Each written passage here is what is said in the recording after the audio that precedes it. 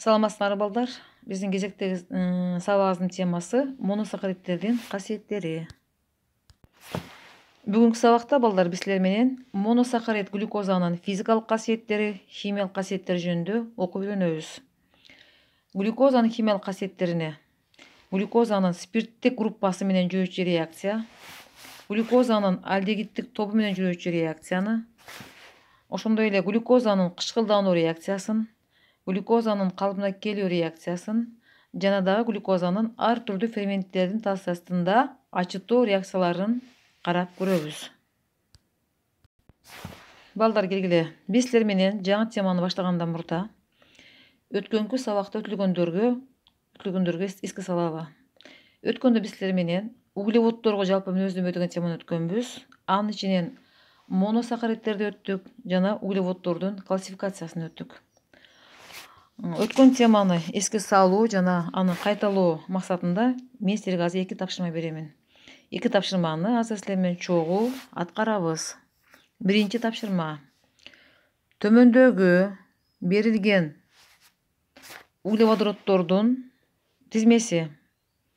Бул углеводороддордун ичинен силер моносахаридтерди табасыңар. Моносахаридтерди таап, анын тушундагы тамгаларды ирети менен бири-бирине кошуп жазсак, жатышта кездешкен полисахаридден алынган бизди турмушта тиричиликте керектелүүчү, медицинада керектелүүчү заттын аты келип чыгат. Ана балдар анда ойлонобуз. Ана баарыбыз көңүлүбүздү таблицага бурабыз. Биринчи крахмал. Крахмал бул бизге өткөн сабактан белгилүү, бул эмне? Бул полисахарид, полисахарид. Экинчи глюкоза. Глюкоза туура бул моносахаридке кирет. Демек глюкоза. Экинчи сахароза. Сахароза бул моносахаридпи? Же кайсыл группага кирет бул? Туура бул сахароза бул дисахаридке кирет. Кийинки затыбыз бул фруктоза. Фруктоза бул бизге белгилүү глюкозанын изомери. Глюкоза бул алдегид, ал эми фруктозада кетон тобу бар, экөө бири-бирине изомер болгон гексозалар. Демек фруктозадагы, демек анда моносахаридке кирет. Демек экинчи затыбыз фруктоза болду.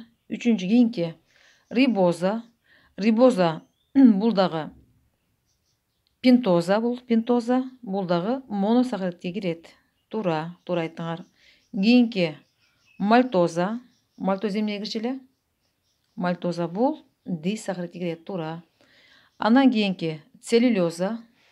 Целлюлоза бул туура бул полисахаридке кирет. Демек андан кийинки затыбыз дезоксирибоза. Бул дагы пентозага кирет. Демек пентоза бул эмне? Моносахарид. Демек ушул заттардын ичинен биринчи глюкоза, фруктоза, рибоза жана дезоксирибозаны биз моносахарид катары бөлүп алдык. Алардын тушунда тамгаларды теребиз ирети менен. В, А, Т, А. Вата. Вата бул силер билесиңер, аптекада сатылат, аптекада медициналык вата сатылат. Ал медициналык вата бул жаратылыштагы өстүрүлгөн пахтадан алынат. Пахта бул целлюлоза, целлюлозага кирет. А целлюлоза бул полисахарид. Демек эмне экен? Вата бул полисахарид жана целлюлозадан алынган зат экен. Бул тапшырманы туура таптыңар. Экинчи тапшырма. Төмөндө формулалардын тизмеси берилген.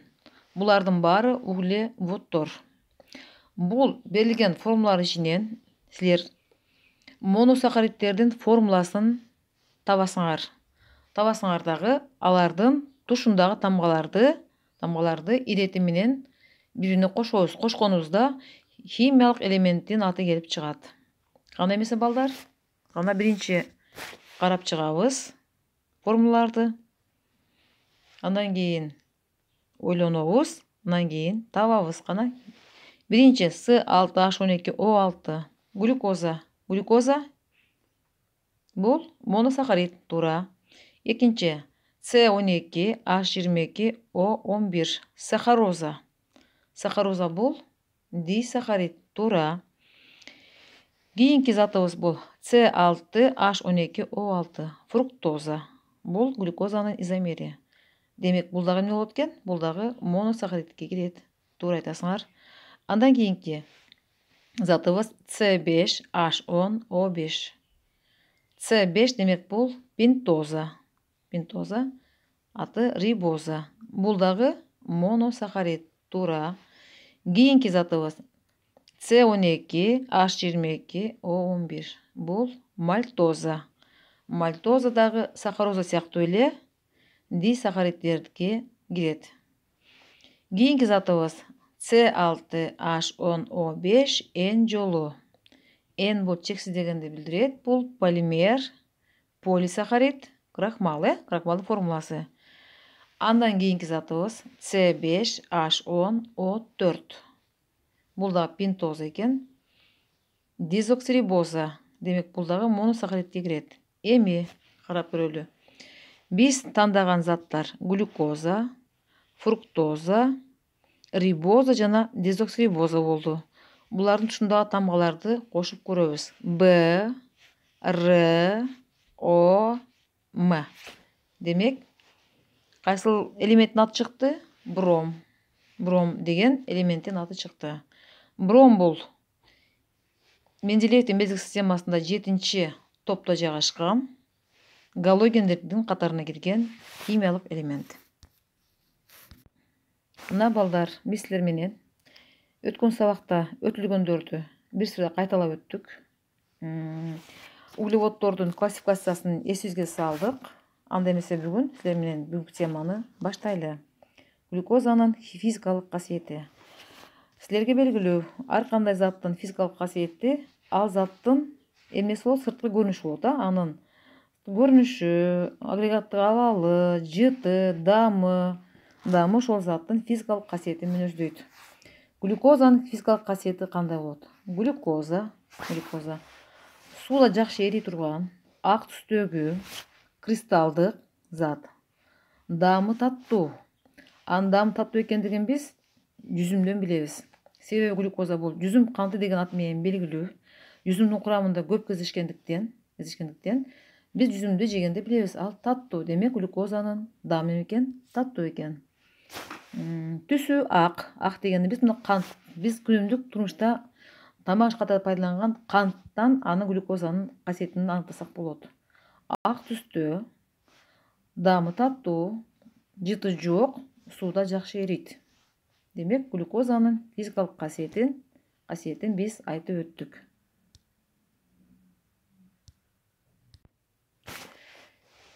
Эми глюкозанын химиялык касиеттерине келели.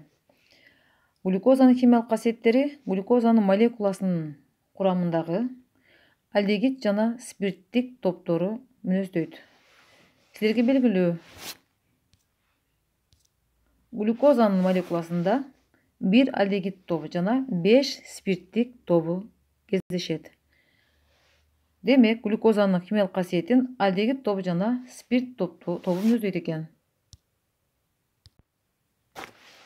Глюкозанын молекуласында спирттик группасы болгондуктан глюкоза спирттерге мүнөздүү реакцияны көрсөтөт. Биринчи реакциябыз.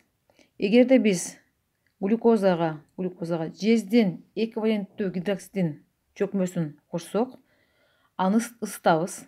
Ысытканда жездин гидроксиди бул көк түстөгү чөкмө. Кошконубузда пайда болгон заттын түсү ач көк түскө айланат. Пробирканы алабыз. Пробиркага жездин гидроксидинин чөкмөсүн коюп, анын үстүнө глюкозаны куйганыбызда, жездин гидроксидинин көк түстөгү чөкмөсү агыш көк түскө айланат. Демек биз бул жерде экинчи пробиркада жездин гликозиддин пайда болгондугун билебиз. Бул спирттерге мүнөздүү реакция. Глюкозанын молекуласынын курамында спирттик обаштоо болгондуктан глюкоза дагы жездин гидроксиди менен реакцияга кирип жездин гликозидин пайда кылды. Кийинки реакция. Глюкозанын молекуласында алдегид тоо болгондуктан глюкоза алдегид спирт. Демек алдегид тоо болгондуктан глюкоза дагы алдегидтерге мүнөздүү болгон реакцияны көрсөтөт. Алдегидтерге мүнөздүү сапаттык реакция бул күмүш күзгү реакциясы. Демек глюкозада дагы күмүш күзгү реакциясы жүрөт экен. Пробирканы алабыз. Пробиркага биз глюкозаны куябыз. Анын үстүнө күмүш оксидинин аммиактагы эритмесин кошуп үстүнө коюп, аны акырын отто ысытсак, пробирканын бооруна кара жалтыраган күмүш чөгөт. Чөгөт дагы пробирканын бети жалтырап, күмүш сыяктуу болуп, капкара болуп, күмүш пайда болот. Чөгөт дагы күзгү сыяктуу зат пайда болот. Ушул күмүш күзгү деп аталат. Ал эми глюкозанын тузуна айланат.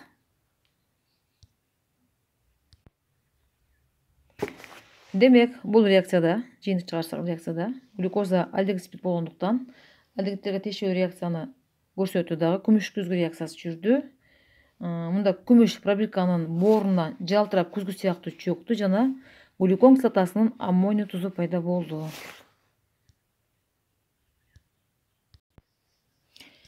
Кийинки реакция балдар бул глюкозанын жездин эквиваленттүү гидроксиди менен кышкылдануусу. Мында биз пробирканы алабыз. Пробиркага жездин эквиваленттүү гидроксидин чөкмөсүн алыш үчүн жездин сульфатына натрийдин гидроксидин кошобуз. Муну кошконубузда пробиркада көк түстөгү чөкмө пайда болот. Бул чөкмө жездин гидроксидинин чөкмөсү. Алынган чөкмөнүн үстүнө биз глюкозаны куябыз. Глюкозаны куйганыбызда пробиркадагы көк куюп туруп аны ысытабыз. Ысытканыбызда биздин пробиркадагы кошулма затыбыз ысыткан сайын ал бара кызарат дагы. Пробирканын ичиндеги зат кызыл түскө өтөт. Пробиркада кызыл чөкмө пайда болот. Мындан биз жыйынтык чыгарабыз. Жездин гидроксиди көк чөкмө эле. Аны ага глюкозаны кошконубузда, ысытканыбызда жездин кычкылы пайда болду. Жездин кычкылы болду. Кызыл түстө болот. Демек, жездин гидроксиди глюкозаны кычкылдандырды дагы. Жездин гидроксиди жездин кычкылына чейин калыбына келди. Мында глюкозанын молекуласындагы алдегид тобу глюкон кислотасына чейин кычкылданды. Жана глюкон кислотасы пайда болду. Жана жездин оксиди пайда болду. Ал кызыл чөкмө.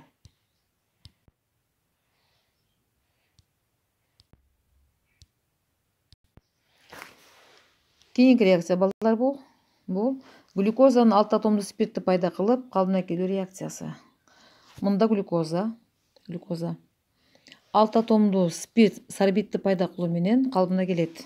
Калыбына келтирүү сутектин жардамы менен жүрөт. Мында катализатор катары никелди колдонгонубузда глюкоза калыбына келет дагы алты атомдуу спирт сорбит же гексид пайда болот экен.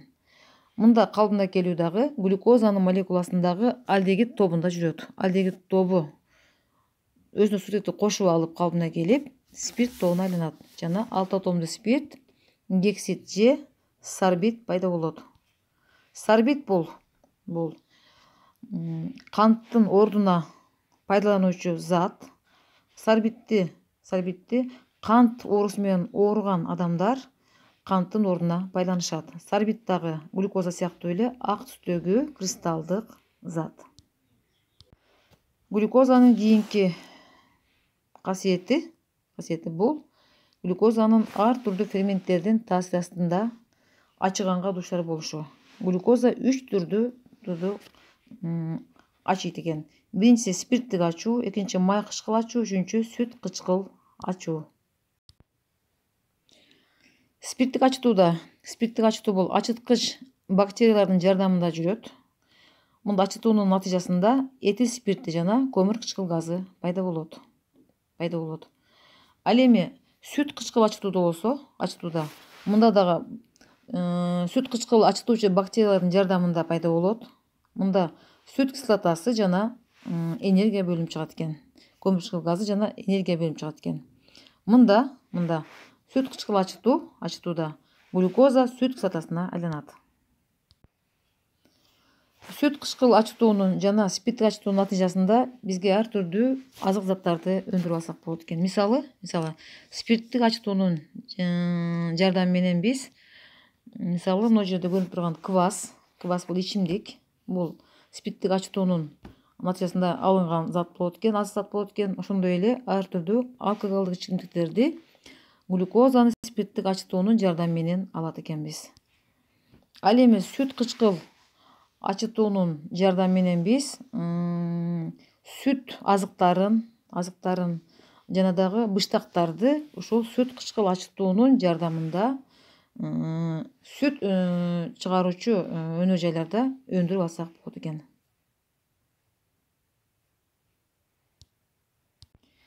Ачытуунун кийинки түрү бул май кычкыл ачытуу. Май кычкыл ачытууда дагы глюкоза май кислотасына чейин ажырайт. Жана дагы мында сутек жана көмүр кычкыл газы бөлүнүп чыгат экен. Мына балдар биз силер менен чогуу глюкозанын физикалык жана химиялык касиетин карап өттүк. Эми азыр мен силерге тапшырма беремин. Тапшырманы азыр ушул жерде отуруп аткарып, мага жообун жөнөтөсүңөр. Биринчи тапшырма бул маселе. 270 грамм глюкоза ачыганда бөлүнүп чыккан көмүр кычкыл газынын көлөмүн эсептегиле. Экинчи маселебиз глюкоза калыбына келгенде эмне пайда болот? Бул көнүгүүнү реакциясынын теңдемесин жазып, аны мага жибересиңер. Үчүнчү тапшырма бул сүрөт түрүндө берилген. Төмөнкү сүрөттө реакциянын теңдемеси түзүлгөн. Төмөнкү сүрөттөн карап туруп, ушул сүрөт боюнча реакциялардын теңдемесин өзүңөр түзөсүңөр. Мисалы, биринчи пробиркада натрийдин гидроксиди турат, анын үстүнө жезин сульфаты куюлуптур. Куйганда эмне пайда болду? Кандай зат пайда болду? Кийин пайда болгон заттын үстүнө глюкозанын эритмесин куюптур. Куйганда кандай зат пайда болду? Ушул силер сүрөттө көрүп турган реакциянын теңдемесин жазып, иштеп бүтүп мага жөнөтөсүңөр. Ушул 3 мисалды иштегенге мен силерге 15 мүнөт убакыт беремин. 15 мүнөт ичинде силер иштеп бүтүп, баарыңар өзүңөр иштеген мисалыңарды мага жөнөтөсүңөр.